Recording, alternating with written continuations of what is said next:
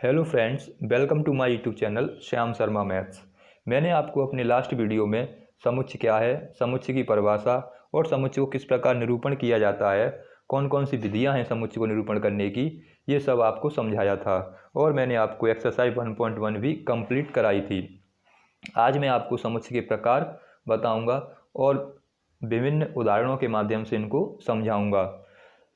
तो समुच्चय के प्रकार को समझने के लिए वीडियो को अंत तक देखें और यदि आपने अभी तक मेरा चैनल सब्सक्राइब नहीं किया है तो चैनल को सब्सक्राइब कर लें। साथ ही साथ बेल आइकन को प्रेस करें जिससे आने वाले वीडियो के नोटिफिकेशन आपको मिलते रहें और आप दोस्तों के साथ अधिक से अधिक वीडियो को फेसबुक, व्हाट्सएप के माध्यम से शेयर करें। और यदि आपको मेरा वीडियो अच्छा लगे तो लाइक ज़रूर करें। तो शुरू करते हैं। समुच्चय के प्रकार कितने प्रकार के होते हैं समुच्चय, इन सब के बारे में जानते हैं। विभिन्न उदाहरण लेते हैं जिससे कि आपको इनके प्रकार आसानी से समझ में आ जाएं। तो पहला प्रकार है रिक्त समुच्चय, जिसको एम्प्टी सेट, नल सेट या वॉइड सेट भी कहते हैं। अब रिक्त समुच्चय क्या होता है? वह समुच्चय जिसमें कोई अवयव नहीं होता रिक्त समुच्चय या शून्य समुच्चय कहलाता है। इसे डिनोट किससे करते हैं? इसको फाई से डिनोट किया जाता है। इसको किससे डिनोट करते हैं? फाई से। या फिर इस प्रकार का एक मजला कोष्ठक लेते हैं, खाली कोष्ठक छोड़ देते हैं, तो इसको हम कहते हैं ये कैसा है? रिक्त समुच्चय है। तो ऐसा सेट जिसमें कोई अवयव ना हो। रिक्त का मतलब क्या होता है? खाली, जिसमें कोई कुछ भी चीज़ ना हो, कुछ भी ना हो। तो इसी प्रकार जब किसी ऐसा सेट जिसमें कोई अवयव नहीं है, तो हम तो मैथ पढ़ रहे हैं, तो यहाँ पे कुछ ना हो का मतलब क्या है? कोई भी अवयव ना हो, कोई भी एलिमेंट ना हो। तो जब ऐसा सेट जिसमें कोई एलिमेंट नहीं है, कोई भी अवयव नहीं है, तो वो कहलाता है रिक्त समुच्चय। रिप्रेजेंट किससे करते हैं? फाई से या फिर इस प्रकार के कोष्ठक से। तो जिसमें कोई अवयव नहीं होता वो कहलाता है रिक्त समुच्चय। एग्जाम्पल लेते हैं।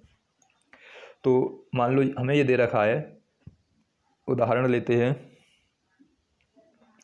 ऐसी विषम संख्याओं का समूह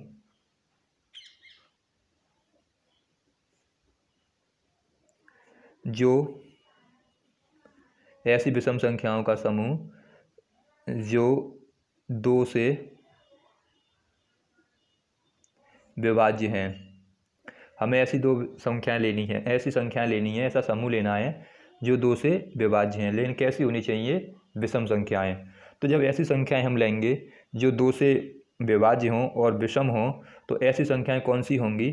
ऐसी कोई भी ऐसी संख्या नहीं है जिसमें हम 2 का भाग दें और वो विषम हो। केवल सम संख्याओं में ही 2 का भाग जाता है, विषम संख्याओं में 2 का भाग नहीं जाता, क्योंकि इस प्रकार की कोई संख्या हमें नहीं मिलेगी। इस प्रकार जो सेट ए है उसका मान कितना आएगा, उसको ऐसे रिप्रेजेंट कर सकते हैं या इस प्रकार डिनोट कर सकते हैं। तो इसका आंसर क्या होगा? ए बराबर ऐसा ब्रैकेट बना दो, कर्ली ब्रैकेट, या फिर फाई लिख दो। ऐसा सेट क्या कहलाएगा? एम्प्टी सेट कहलाएगा, क्योंकि ऐसा कोई भी अवयव हमें नहीं मिलेगा। ऐसा कोई भी अवयव ऐसा नहीं है जिसमें 2 का भाग चला जाए और वो विषम संख्या हो। तो इस प्रकार का जो हमें सेट मिलेगा वो कैसा होगा? वो रिक्त समुच्चय होगा।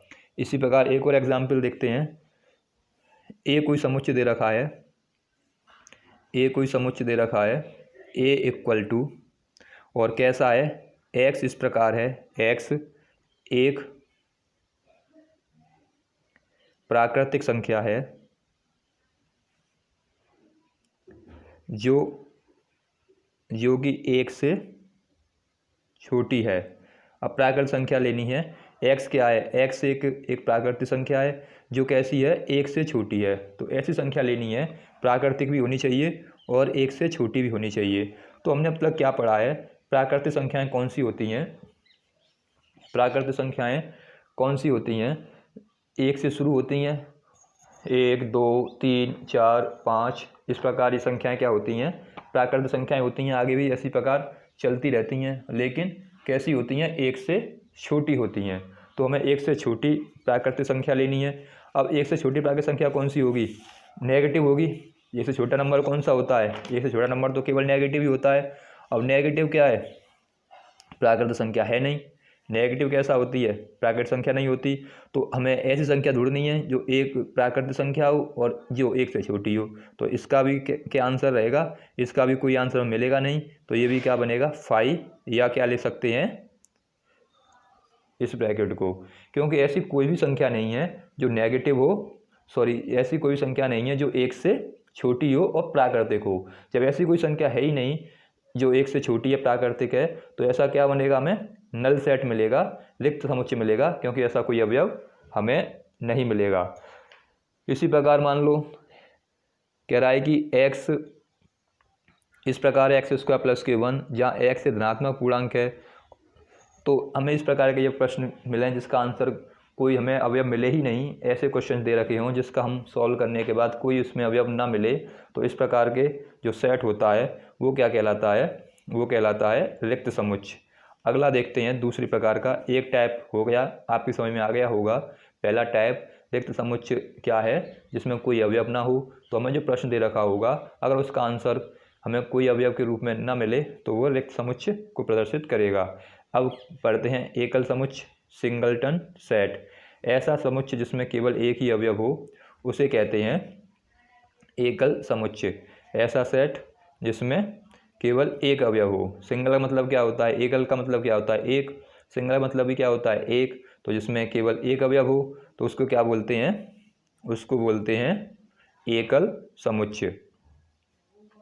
एग्जाम्पल देखते हैं ऐसे संख्याएं कौन सी होंगी। जैसे आपसे कहा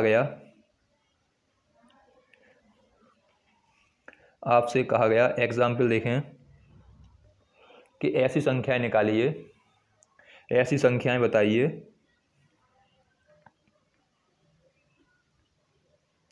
जो 4 से तो बड़ी हो,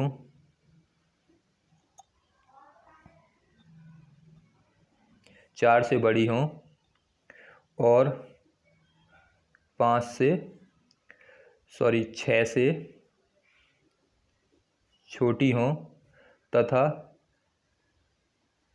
धनात्मक हों। ऐसी संख्याएं जो 4 से तो बड़ी हों और 6 से छोटी हों तथा धनात्मक भी होनी चाहिए। अगर धनात्मक नहीं है तो प्रश्न अलग हो जाएगा। अब इसने बोला है ऐसी संख्या निकालिए जो कैसी होनी चाहिए, 4 से तो बड़ी होनी चाहिए और 6 से छोटी होनी चाहिए।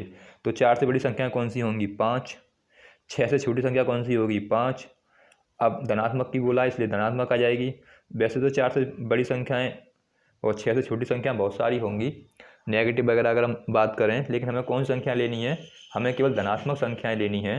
तो ऐसी धनात्मक संख्याएं कौन कौन सी होंगी, केवल +5 ऐसी संख्या होगी जो 4 से तो बड़ी होगी और 6 से छोटी होगी। तो इस प्रकार अगर सेट ए है तो इसमें क्या मिलेगा हमें 5, जिसमें कितने अवयव हैं, केवल एक अवयव है, इसलिए कैसा होगा ये सिंगलटन टेस्ट होगा, सिंगलटन सेट होगा, एकल समुच्चय होगा। क्या होगा, एकल समुच्चय। ऐसे ही एक और एग्जाम्पल देखते हैं। अगर हमसे कहा जाए कि ए एक सेट है इस प्रकार x एक धनात्मक संख्या है,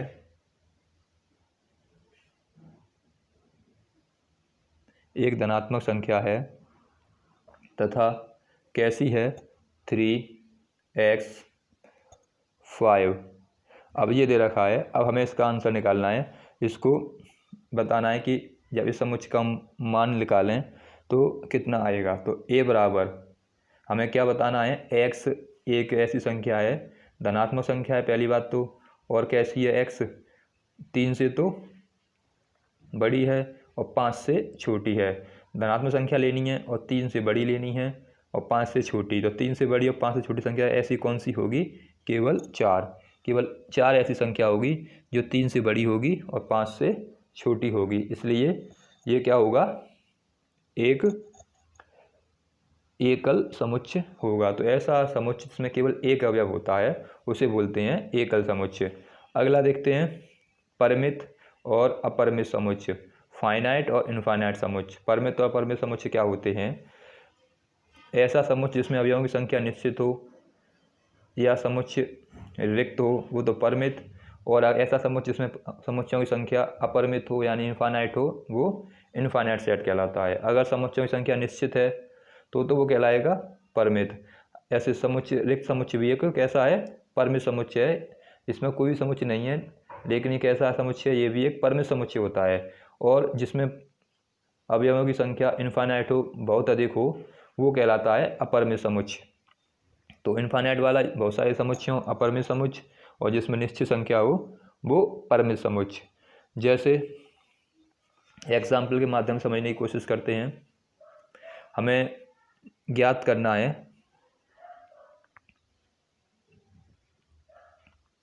अंग्रेजी वर्णमाला के स्वर अक्षरों का समुच्चय। हमें अंग्रेजी वर्णमाला के स्वर अक्षरों का समुच्चय निकालना है। तो अंग्रेजी वर्णमाला में स्वर कौन कौन से होते हैं, मान लो ए बराबर कोई सेट है, वो सेट कैसा है, अंग्रेजी वर्णमाला के स्वर अक्षरों का समुच्चय। तो अंग्रेजी वर्णमाला में ABCD में कौन कौन से स्वर होते हैं, एक होता है ए, एक ई, एक आई, एक ओ और एक यू। तो AEIOU क्या होते हैं, अंग्रेजी वर्णमाला के स्वर अक्षर होते हैं।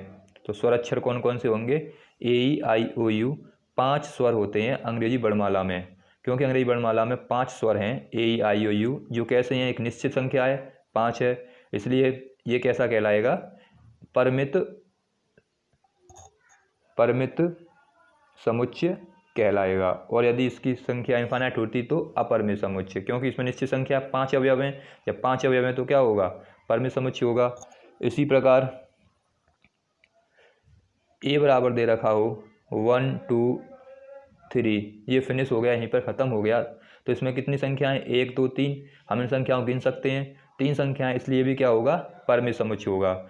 और अगर हमें ऐसे ये लिखें कि सभी विषम संख्याओं का समुच्चय, सभी विषम संख्याओं का समुच्चय निकालें, तो ए बराबर क्या आ जाएगा, विषम संख्याएं कौन कौन सी होती हैं, विषम संख्याएं होती हैं 1 3 5 7। सभी विषम संख्याएं का मतलब क्या है, आगे चलता रहेगा इनफाइनाइट तक, क्योंकि विषम संख्याएं कितनी होती हैं, विषम संख्याएं इनफाइनाइट होती हैं, इसलिए ये आगे भी चलते रहेंगे। तो ऐसी संख्याएं जिनको हम गिन ना सकें, जो आगे कभी ख़त्म ना हो, वो तो कहलाएंगे अपरिमित समुच्चय, और जिनको हम गिन सकते हैं वो कहलाते हैं परिमित समुच्चय। सभी प्राकृत संख्याओं का समुच्चय निकालें, तो सभी प्राकृत संख्याओं का समुच्चय क्या होगा, 1 2 3 4 5 6 7, ये सब क्या होती हैं, प्राकृत संख्या होती हैं, और ये भी कहाँ तक चलेंगी, आगे इसी प्रकार चलती रहेंगी, ये कभी समाप्त नहीं होंगी। तो ये भी क्या होगा, एक अपरिमित समुच्चय होगा। तो अगर हम बात करें 1 से लेकर 10 तक प्राकृतिक संख्याओं का समुच्चय, तो 1 से लेकर 10 तक प्राकृतिक संख्याएं कौन सी होंगी, तो 1 से लेकर 10 तक प्राकृतिक संख्या होंगी 1 2 3 4 5 6 7 8 9 10, इस प्रकार 10 तक होंगी, इनको गिन सकते हैं, 10 तक हैं। तो यह क्योंकि इसमें संख्या जो हैं कैसी हैं, फाइनाइट हैं, निश्चित संख्या हैं, इसलिए कैसा सेट होगा, फाइनाइट। तो जिसमें संख्या निश्चित होती हैं वो तो कहलाता है परिमित समुच्चय, और जिसमें संख्याएं इनफाइनाइट होती हैं वो कहलाता है अपरिमित समुच्चय। अगला देखते हैं समान समुच्चय। समान समुच्चय क्या होता है, समान समुच्चय इक्वल सेट, जब दो समुच्चय जिनके प्रत्येक अवयव एक दूसरे में विद्यमान हो उन्हें समान समुच्चय कहते हैं। अर्थात समुच्चय ए का प्रत्येक अवयव बी में हो तथा बी का प्रत्येक अवयव ए में हो तो ए तथा बी को समान समुच्चय कहते हैं। और इसे किस प्रकार लिखते हैं, ए इक्वल टू बी लिखते हैं। और यदि अलग अलग अवयव हैं तो इसको लिखेंगे ए नॉट इक्वल टू बी। तो क्या होता है समान समुच्चय, जब दो समुच्चय जिनके प्रत्येक अवयव एक दूसरे में विद्यमान हो उन्हें कहते हैं समान समुच्चय। अर्थात ए के सारे अवयव बी में होने चाहिए और बी के सारे अवयव ए में होने चाहिए। अगर ऐसी स्थिति है तो ऐसे समुच्चय क्या कहलाते हैं, समान समुच्चय कहलाते हैं। यानी दोनों में समान अवयव होने चाहिए, दोनों में समान अवयव होंगे तो वह समान समुच्चय कहलाएगा। जैसे एग्जाम्पल्स देखते हैं, जैसे हमें ए बराबर दे रखा है 1 2 3 4 5, बी बराबर दे रखा है 5 1 3 2 4। इस प्रकार हमें ए और बी की वैल्यू दे रखी है, यानी समुच्चय ए की वैल्यू दे रखी है 1 2 3 4 5, बी की वैल्यू दे रखी है 5 1 3 2 4। ए में कितने अवयव हैं 1 2 3 4 5, बी में कितने अवयव हैं 1 2 3 4 5। कौन कौन से हैं 1 2 3 4 5, इसमें भी कितने हैं 1 2 3 4 5, क्योंकि दोनों में समान अवयव हैं। जो इसमें अवयव हैं वही अवयव उसमें हैं, दोनों में एक जैसे अवयव हैं, इसलिए ये कैसा सेट कहलाएगा, ये कहलाएंगे दोनों ए इक्वल टू बी, दोनों समान समुच्चय कहलाएंगे क्योंकि दोनों में समान संख्याएं हैं।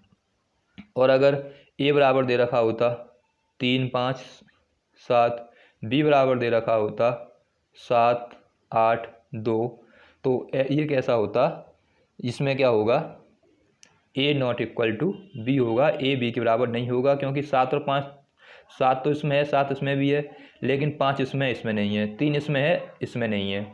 तो क्योंकि दोनों के अवयव समान नहीं हैं इसलिए क्या होगा ए नॉट इक्वल टू बी, तो ये समान समुच्चय नहीं होंगे। अगर अवयव समान हैं दोनों में, सेम अवयव हैं, इसमें 5 3 4 5 हैं, इसमें 3 4 5 हैं, दोनों बिल्कुल सेम टू सेम इक्वल अवयव हों तो वो कहलाते हैं समान समुच्चय।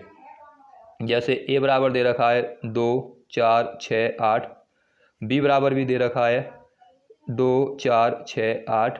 इस प्रकार ये आगे तक इस पर ये भी चल रहा है, क्योंकि ये भी क्या है सम संख्याओं का समुच्चय है और बी क्या है ये भी सम संख्याओं का समुच्चय है। तो दोनों कैसे होंगे ए बराबर बी, दोनों सेम होंगे क्योंकि इसमें भी संख्याएं सेम आएंगी इसमें भी संख्याएं सेम आएंगी, और एलिमेंट सेम होने चाहिए संख्याओं के साथ साथ। ऐसा नहीं कि इसमें एलिमेंट 4 हैं इसमें 5 हैं, दोनों के अवयव भी समान होने चाहिए।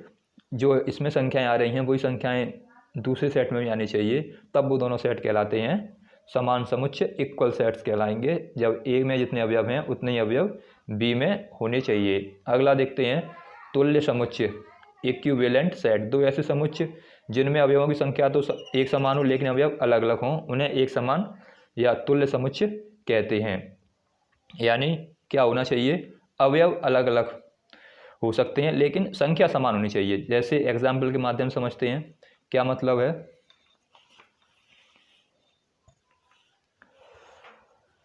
तुल्य समुच्चय का क्या मतलब है कि अगर ए बराबर दे रखा है 1 2 3 4, बी बराबर दे रखा है 4 5 6 7, तो क्या कहता है तुल्य समुच्चय। तुल्य समुच्चय कह रहा है कि दो ऐसे समुच्चय जिनमें अवयवों की संख्या तो एक समान हो, जिसमें अवयवों की संख्या तो एक समान हो लेकिन अवयव अलग अलग हों, उन्हें एक समान या तुल्य समुच्चय कहते हैं।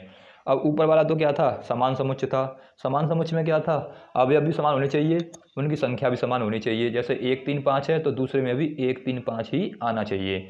लेकिन इसमें क्या है, इसमें कितने अवयव हैं 1 2 3 4, इसमें कितने अवयव हैं 1 2 3 4, तो अवयव 4 हैं तो इसमें भी 4 अवयव, इसमें भी 4 अवयव, इसमें 1 2 3 4, इसमें 4 5 6 7, लेकिन अवयवों की संख्या तो समान है लेकिन अवयव अलग अलग हैं। इसमें तो 1 2 3 4 है, इसमें 4 5 6 7 हैं, तो ये समान समुच्चय तो नहीं होगा, ये समान समुच्चय नहीं है क्योंकि ए बराबर बी नहीं है, समान समुच्चय नहीं है, लेकिन तुल्य समुच्चय है। लेकिन कैसा है, तुल्य समुच्चय जरूर होगा क्योंकि जो इसके समुच्चय हैं इसमें भी संख्या 4 है इसमें भी संख्या 4 है। अगर संख्या बराबर है तो इक्विवेलेंट यानी तुल्य समुच्चय कहलाता है। और अगर संख्या के साथ साथ डिजिट भी सेम है, संख्या के साथ साथ जो अंक दे रखे हैं, जो कंडीशन दे रखी हैं वो भी एकदम सेम है, डिजिट भी सेम है, तो कहलाता है समान समुच्चय। अगर नंबर समान है, अगर नंबर समान है, इसमें कितने नंबर्स हैं 1 2 3 4 1 2 3 4, लेकिन संख्याएं अलग अलग हैं तो क्या है, ये इक्विवेलेंट समुच्चय है। और नंबर के साथ साथ संख्याएं भी समान हो, एक जैसी हों, तो वो कहलाता है समान समुच्चय। जैसे ये दे रखा हो, ए बराबर दे रखा है 8 7 9, बी बराबर दे रखा है 7 8 9, तो ये कैसे होंगे, ए बराबर बी समान समुच्चय होंगे। अगर ए बराबर दे रखा है 9 10 11, बी बराबर दे रखा है ए बी सी। यहाँ पे कितने एलिमेंट हैं? 3। इसमें कितने एलिमेंट हैं? 3। अवयव समान है दोनों में, इसमें भी 3 अवयव हैं, इसमें भी 3 अवयव हैं। तो ये कैसा होगा? तुल्य समुच्चय कहलाएगा। यानी ये कैसा समुच्चय होगा? तुल्य समुच्चय। तो अगर अवयव समान है तो तुल्य समुच्चय, अवयव के साथ साथ संख्याएं भी समान है तो समान समुच्चय। तो इस प्रकार ये तुम्हारे 5 प्रकार के समुच्चयों के प्रकार थे। इसको आपको अच्छी तरह से देखना है, वीडियो को 1-2 बार देखिए जिससे कि आपको चीज़ें याद हो जाएं और जब भी आपकी ज़रूरत पड़े इन चीज़ों का प्रयोग कर सकें, इन परिभाषाओं का प्रयोग कर सकें। अगले वीडियो में मैं आपको कुछ और एग्जाम्पल साथ ही साथ एक्सरसाइज 1.2 सॉल्व कराऊंगा। अगर आपको वीडियो अच्छा लगा हो तो वीडियो को शेयर करें, लाइक करें और चैनल को सब्सक्राइब करें। वीडियो देखने के लिए धन्यवाद।